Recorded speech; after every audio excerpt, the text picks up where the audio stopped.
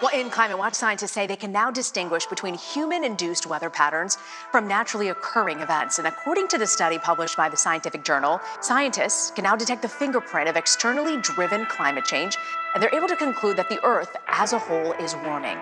We were able to detect a climate change signal over the course of a long term, so decades, certainly centuries, but now we can actually detect it on a daily basis. So that means climate change is affecting our weather every single day, whether it be a combination of land use changes or global carbon dioxide increases. There's some external forcing, so now we can actually extract what's natural variability, and what is not natural, what is forced by humans. And that's happening every single day.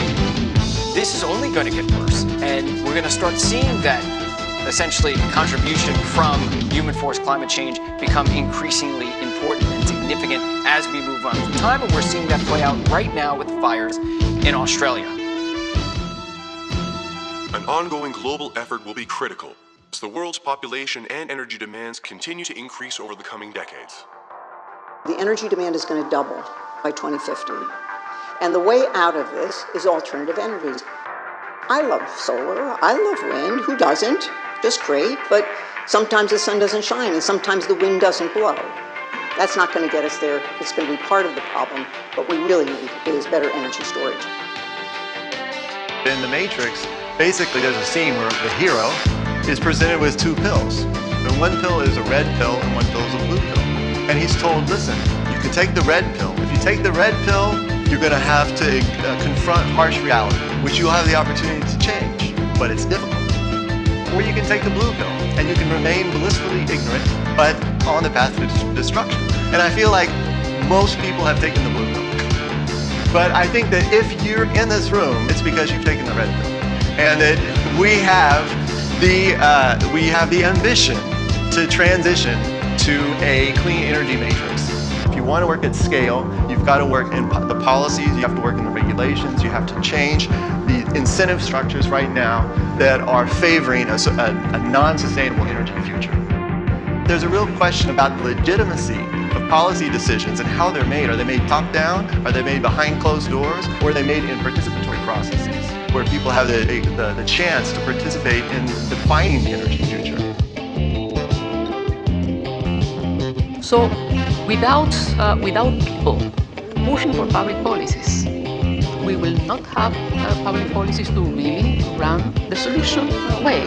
But at the same time, we cannot imagine the future as was the past.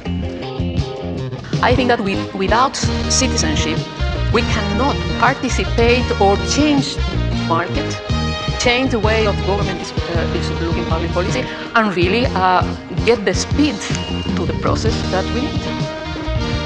More than 500 species have gone extinct in the last 100 years. Another 500 are on the brink. Human-driven climate change is one of the factors pushing what scientists say is a sixth mass extinction.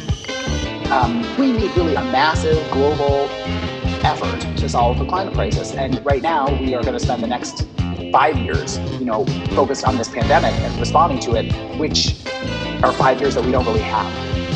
As societies move out of lockdown, the question is, how will they do that? For nature, environmentalists will be hoping for a more sustainable step into the future.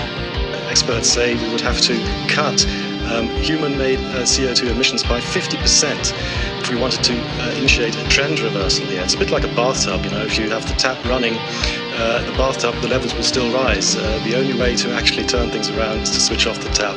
Only that carbon-neutral economy and society will get us where we need to be. We've pulled off home office in many sectors, and if you think about it, that transport accounts for about 30% of all CO2 emissions in the EU, and 3/4 of that is down to road traffic. So if we could take commuters off the roads by giving them more home office possibilities, they could actually make a huge dent in those CO2 emissions, and it would also enhance work-life balance for employees, and happy employees are good employees.